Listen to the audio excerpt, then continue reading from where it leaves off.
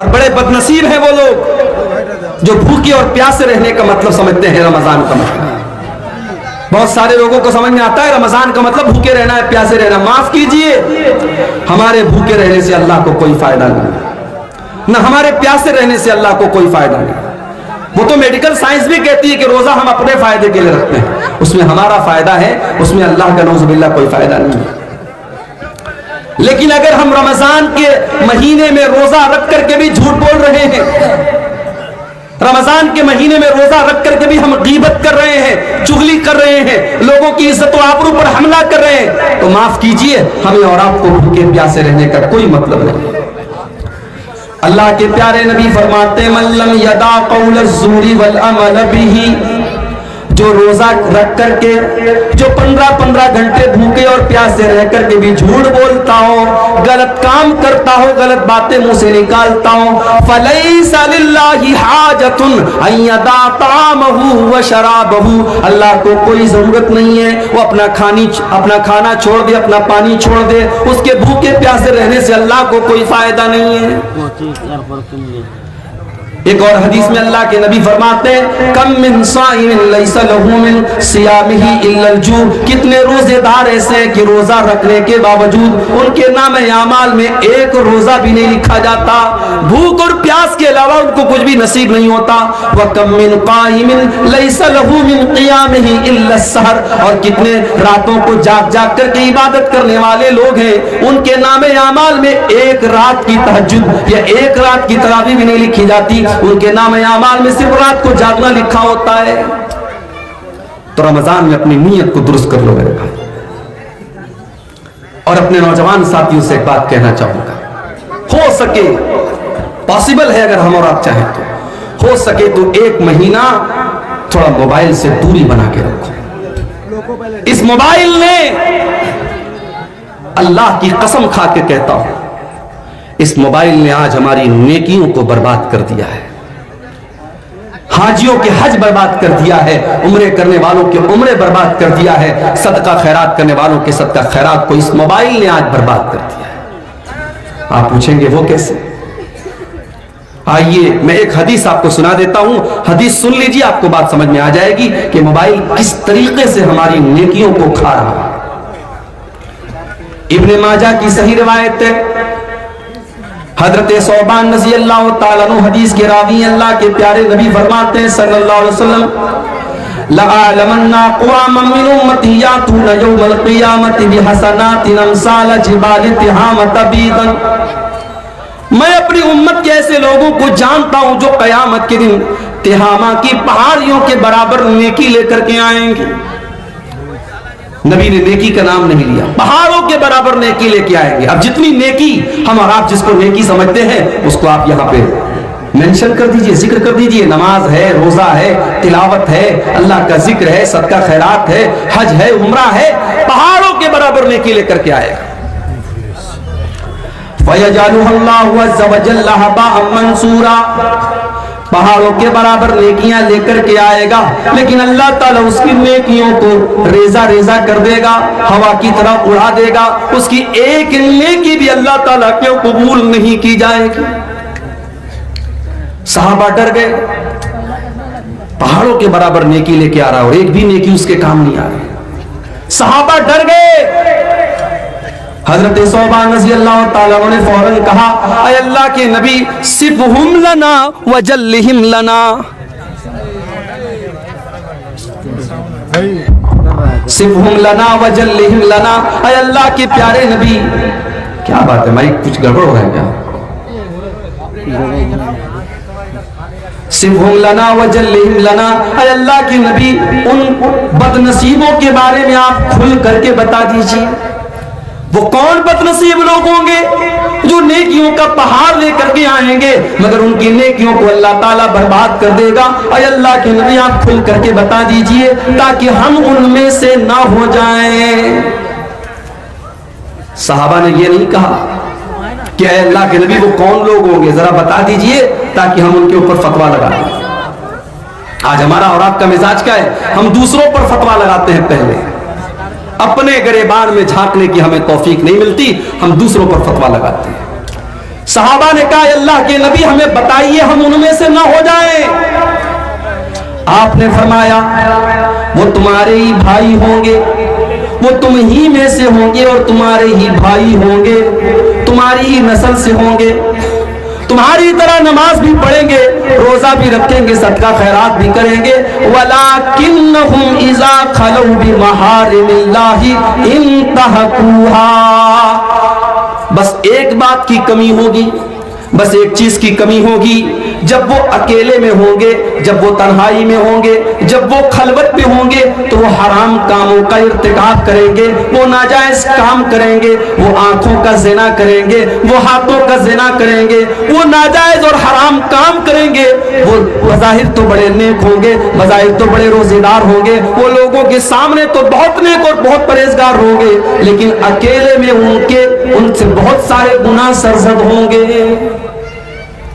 आज मोबाइल ने उसी मकाम पर हमको लाके खड़ा कर दिया है मेरे भाई। रात के 12 बजे नौजवान लड़का खेतों में निकल करके किससे बात कर रहा है क्या हम नहीं जानते? रात को 2 बजे जवान लड़की किसी से चुपके चुपके फोन पर बात कर रही है, किससे बातें कर रही है हमें अंदाजा नहीं है। मेरे प्यारे साथियों, इस मोबाइल ने आज बच्चों से उनका बचपन छीन लिया। इस मोबाइल ने आज बूढ़ों के बुढ़ापे और बुजुर्गी के तकद्दुस को खत्म कर दिया।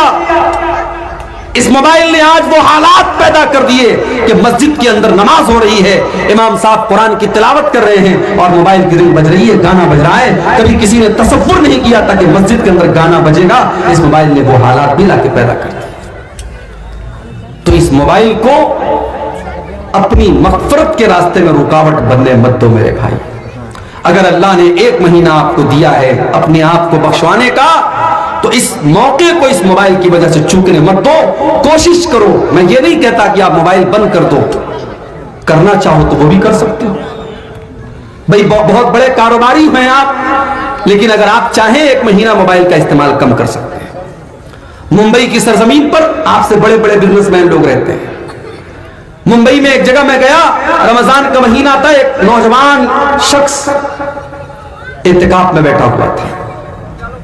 मुझे वहां के लोगों ने बताया मौलवी साहब ये जो इत्तिकाफ में बैठे हैं आप जानते कौन है? कहने लगे ये करोड़पति आदमी है, करोड़ों का बिजनेस है इसका, मगर हर साल ये रमजान के आखिरी अशरे में इत्तिकाफ में बैठता है और अपना मोबाइल दूसरों को दे करके अपने यानी जो उसके अंडर में काम करते हैं, जो मुलाजिम होते हैं उनको दे के जाता है। अपने पास एक पर्सनल मोबाइल छोटा सा लेके जाता है कि कभी घर वालों से कोई जरूरत पड़ी तो बात कर ले, और ये 10 दिन वो अल्लाह की इबादत में गुजारता है। करना चाहो तो मेरे प्यारे भाइयों बहुत कुछ है। रमजान का महीना अल्लाह की तरफ से एक तोहफा है बख्शवाने के लिए, और बड़े बदनसीब हैं वो लोग जो इस तोहफे की कदर न करें। अल्लाह के नबी मिंबर के ऊपर चढ़ रहे हैं, पहली सीढ़ी पर आपने कदम रखा फरमाया आमीन, दूसरी सीढ़ी पर कदम रखा फरमाया आमीन, तीसरी सीढ़ी पर कदम रखा फरमाया आमीन। सही तरगीब व तरहीब की रिवायत है, आपने मिंबर की 3 सीढ़ियों पर कदम रख करके आमीन कहा। साहबा को बड़ी हैरत हुई, अल्लाह के नबी क्या बात है, आपने बार बार आज आमीन क्यों कहा? आपने फरमाया जब मैंने मिंबर की पहली सीढ़ी पर कदम रखा, जिब्रील अमीन ने बदुआ की, रगीमा अनफु रजुलिन अदरक रमजान फलम युगफर लहू। उस इंसान के लिए बर्बादी हो जिसने रमजान का महीना तो पाया मगर अपनी बख्शिश न करवा सका। रमजान का महीना मिला और उसकी बख्शिश ना हो सकी, बर्बादी हो उस इंसान के लिए। जिब्रील ने बद्दुआ की, मैंने आमीन कहा। दूसरी सीढ़ी पर कदम रखा, जिब्रील अमीन ने बद्दुआ की, रगीमा अनफु रजुलिन अदरक इंदहुल किबरा वालिदाहु। उसके वालिदैन बुढ़ापे को पहुंच गए, उसने अपने माँ बाप को बुढ़ापे की हालत में पाया, फलम युगफर लहू, और अपनी बख्शिश न करवा सका। माँ बाप उसको बुढ़ापे में मिले, उनकी खिदमत करके अपने आप को जन्नत का हकदार न कर सका, उस बदनसीब इंसान के लिए बर्बादी हो। जिब्रील ने बद्दुआ की और प्यारे नबी ने आमीन कही। और मिंबर की तीसरी सीढ़ी पर जब आपने कदम रखा, کہا کہ جبریل نے بددعا کی رغم انف رجل ذکرت عنده فلم يصلي علي، بربادی ہو اس انسان کے لیے جس کے سامنے اس کے پیارے نبی جناب محمد الرسول اللہ صلی اللہ علیہ وسلم کا نام لیا گیا اور اس نے درود نہیں پڑھا، کم سے کم صلی اللہ علیہ وسلم تک اس نے نہیں پڑھا، اس کے لیے بھی آپ نے بربادی کی بددعا کی۔ آپ کے گاؤں میں جب میں آیا، میں نے عیدگاہ کی نظر آئی، میں نے لوگوں سے پوچھا ماشاءاللہ بڑی اچھی عیدگاہ ہے، لوگوں نے بتایا عیدگاہ تو بہت اچھی ہے مولوی صاحب، لیکن ہمارے یہاں عورتوں کے لیے ارینجمنٹ نہیں ہے۔ مولوی صاحب مسجد بڑی شاندار ہے، 3 منزل کی مسجد ہے ہمارے یہاں، مگر جمعہ کی نماز میں عورتوں کے لیے ہمارے پاس کوئی انتظام نہیں ہے۔ اللہ کے یہاں جواب دینے کے لیے تیار رہنا میرے بھائی۔ اللہ پوچھے گا کہ میرے بندو تمہارے گھر کی عورتوں کو بگاڑنے کے لیے جس دور میں ٹی وی کے سیریل موجود تھے، یوٹیوب کے ویڈیو موجود تھے، انسٹاگرام موجود تھا، واٹس ایپ موجود تھا، فیس بک موجود تھا، تم نے اپنے گھر کی عورتوں کی اصلاح کرنے کے لیے کیا راستہ اپنایا؟ آپ کہیں گے اللہ تعالیٰ ہم نے سال میں ایک بار جلسہ کرا دیا۔ جب آپ کے گھر کی عورتوں کو دین سے دور کرنے والی چیزیں 24 گھنٹے پیش کی جا رہی ہیں تو سال کا 1 دن کا جلسہ، 1 رات کا جلسہ میرے بھائیوں کافی نہیں ہے، یہ بات یاد رکھیے۔ جمعہ کی نماز میں آپ عورتوں کا انتظام نہیں رکھتے۔ میں اپنے یو پی میں بنارس میں جا کے کہوں تو لوگ حیرت کریں گے کہ کیا اہل حدیثوں کے ہاں بھی ایسا ہو رہا ہے، لیکن آپ کے بہار اور بنگال میں ہو رہا ہے۔ یعنی مزاج ہی نہیں ہے صاحب، مسجدیں ہیں، شاندار مسجدیں ہیں، گاؤں والے کروڑوں کے مالک ہیں، چاہے تو اس میں عورتوں کا انتظام کر سکتے ہیں، ان کی انٹری الگ ہو سکتی ہے، ان کا راستہ الگ ہو سکتا ہے، چاہے تو سب کچھ ہو سکتا ہے، مگر ہم چاہتے ہی نہیں۔ بنگال کے کتنے علاقوں میں گیا، اہل حدیثوں کی مسجدوں میں 2 اذان ہو رہی ہے صاحب جمعہ کے دن۔ میں نے پوچھا ایسا کیوں ہو رہا ہے؟ بولے مولوی صاحب ایک زمانے سے ہوتا چلا آیا ہے۔ میں نے کہا تب ہمیں اپنے آپ کو اہل حدیث نہیں کہنا چاہیے، ہمیں اپنے آپ کو اپنے باپ دادا کا مقلد کہنا چاہیے، مقلد۔ ارے ہم نے اہل حدیثیت اسی لیے قبول کی ہے، ہم کسی کی تقلید نہیں کرتے۔ جب ہم نے امام ابو حنیفہ، امام مالک، امام شافعی اور امام احمد ابن حنبل جیسے بڑے بڑے اماموں کی تقلید نہیں کی تو اپنے باپ دادا کی تقلید کریں گے؟ آج بنگال کے کتنی مسجدوں میں فرض نماز کے بعد مولوی صاحب ہاتھ اٹھا کے دعا کر رہے ہیں، اجتماعی دعا ہو رہی ہے، امام صاحب دعا کر رہے ہیں، ساری پبلک آمین کہہ رہی ہے۔ کیوں ہو رہا ہے میرے بھائی؟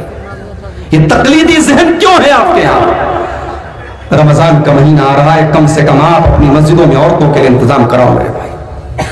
میں آپ کی غیرت کو جگا رہا ہوں۔ میرے نوجوانوں، اگر اپنے قوم کی عورتوں کو بچانا چاہتے ہو، اگر چاہتے ہو کہ تمہارے گاؤں کی لڑکیاں اور بہنیں تمہاری کل آنے والے دنوں میں جو حالات ہیں مرتد نہ ہو جائیں، تو اللہ کے واسطے اپنی بیٹیوں کو ایمان سکھاؤ، ان کو اسلام سکھاؤ، ان کو قرآن و سنت سکھاؤ، اور اس کو سکھانے کا سب سے سمپل طریقہ یہ ہے کہ کم سے کم ایک بات اور بتا دیں، کچھ لوگ یہاں پر مطلب شادی بیاہ میں دلہن کے یہاں قبول کراتی ہیں، اگر قبول سسٹم اگر دلہن کے یہاں قبول نہیں کرائے تو گھر میں لے جا کے دوبارہ شادی پڑھاتے ہیں۔ ہمارا شادی پڑھانا بھی ہمارا ہی ہے اس پر۔ جی یہ شیخ صاحب نے جو بات کی، ہمارے یہاں بھی یہ چیز یعنی ایک رسم اور رواج بن چکی ہے۔ جب نکاح ہوتا ہے، مولوی صاحب جب نکاح پڑھانے کے لیے آتے ہیں تو شریعت کا مسئلہ کیا ہے کہ لڑکی سے اجازت لے لینا کافی ہے، اور وہ اجازت لڑکی کا باپ لے لے، لڑکی کے گھر کا کوئی بڑا ذمہ دار لے لے، وہ اجازت لے لینا کافی ہے۔ نکاح پڑھانے والے کا باقاعدہ جا کر کے کہ محترمہ فلانا بنت فلاں، آپ کا نکاح فلاں بن فلاں کے ساتھ ہو رہا ہے، کیا آپ کو قبول ہے؟ یہ جو پورا ایک سسٹم رائج ہے، یہ کہیں قرآن و سنت سے ثابت نہیں۔ لڑکی کے یہاں ایجاب و قبول کی ضرورت نہیں، اس کی اجازت لے لینا کافی ہے۔ مگر ہمارے یہاں صاحب یعنی اتنا اس کو رواج کی اہمیت دے دی گئی کہ شیخ صاحب نے بتایا اگر کہیں اس طریقے سے لڑکی کے ہاں اگر ایجاب و قبول نہیں ہوتا ہے تو نکاح کو ادھورا مانا جاتا ہے، الگ سے اس کا نکاح کرایا جاتا ہے کہ صاحب ہمارا نکاح ادھورا ہو۔ میں خود نکاح پڑھانے جاتا ہوں، 3 بار ایجاب و قبول کرانے کا ہمارے یہاں رواج ہے۔ اگر میں نے 1 بار کرا دیا تو صاحب پیچھے سے آوازیں آنے رہتی، مولوی صاحب تھوڑا 1-2 بار اور کرا دیجیے۔ میں نے کہا ارے دلہے نے بول دیا، آپ سب نے سن لیا، میں بہرا نہیں، آپ بہرے نہیں، ضرورت کیا ہے؟ لیکن رواج ہے, ہم نے رواجوں کو اپنی گردن پہ ٹانگ کے ہم نے رکھا اس میں کہا ہے کہ چیز اپنانے کے لیے ایک بار ہی کافی ہے, لیکن توڑنے کے لیے 3 بار کرنی پڑتی ہے. جی. تو رسم و رواج جو آپ نے لاد کے رکھے ہیں ان کو ہٹائیے میرے بھائی. آج یو پی کے غازی پور کے علاقے میں گاؤں ہے 12 گاؤں, کبھی آپ کو موقع ملے تو ضرور جائیے. پورا گاؤں اہل حدیث کا گاؤں ہے, پورا گاؤں پڑھے لکھوں کا گاؤں ہے. پولیس میں اور آرمی کی سروس میں وہاں 70% لوگ آپ کو مل جائیں گے, پڑھے لکھے لوگوں کا گاؤں ہے. مگر اہل حدیث کا گھر ہے, مسلمان کا گھر ہے, شادی ہو رہی ہے صاحب, سہاگ کی جو چیزیں جاتی ہیں شادی کے موقع پر, جو چیزیں جاتی ہیں اس میں سندور بھی جاتا ہے عورت کے مانگ میں بھرنے کے, اس میں غیر مسلموں کی بہت ساری رسم و رواج کی چیزیں بھی جاتی ہیں. دلہن جب گھر میں آتی ہے پہلی بار تو کوئی چھوٹا سا بچہ اس کی گود میں دیا جاتا ہے کہ صاحب یہ بچے کو گود لے لے گی تو اس کی بھی گود بھرائی ہوگی, اس کو بھی اللہ تعالیٰ آگے چل کے بیٹا دے گا. منگل سوتر بھی بھیجتے ہیں, منگل سوتر بھیجا جاتا ہے, اس کو بھی سہاگ کی ایک نشانی مانا جاتا ہے. اسلام کے اندر سہاگ کی کوئی نشانی نہیں. معاف کیجیے, شادی شدہ عورت کے لیے اس کے بدن میں کوئی نشانی نہیں ہے کہ اسلام نے کہا کہ ہاں یہ شادی شدہ ہونے کی عورت کی علامت ہے. ہاں بس ایک پہچان ہے کہ جو شادی شدہ عورت رہے گی وہ اپنے شوہر کے لیے سجے گی سنورے گی, اس کو اس کے سجنے سنورنے کا حکم دیا گیا. باقی یہ منگل سوتر اور یہ سندور یہ تمام کی تمام مشرکانہ چیزیں ہیں, غیر مسلموں کی رسمیں ہیں, اسلام کو اس سے کوئی تعلق نہیں.